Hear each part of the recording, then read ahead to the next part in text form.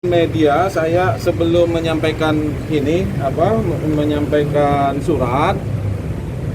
pertama saya menjelaskan bahwa terkait dengan kasus atau perkara Jering yang sudah dilimpahkan ke Pengadilan Negeri Denpasar, maka sekarang Jering didampingi oleh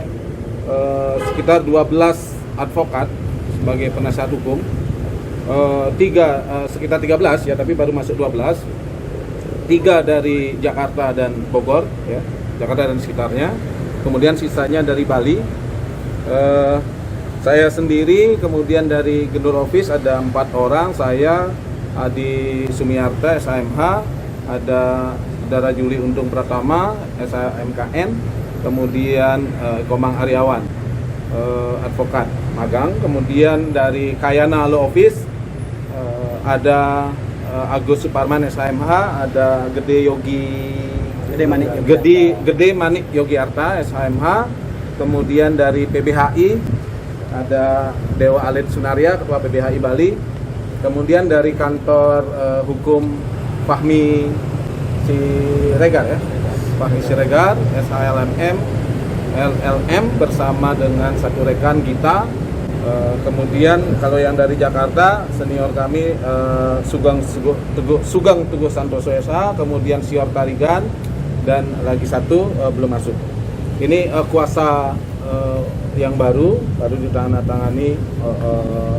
beberapa hari ini online. Sebagai dasar kami mengajukan surat keberatan yang pada intinya kami menolak rencana untuk kami keberatan dan menolak rencana sidang online karena beberapa alasan. Yang paling pokok adalah sidang online terhadap kasus Jering, karena kami mendapatkan informasi dari jaksa memberitahukan secara teknis nanti rencananya majelis hakim dan panitera akan bersidang di ruang pengadilan, ruang Cakra, kemudian jaksa penuntut umum dan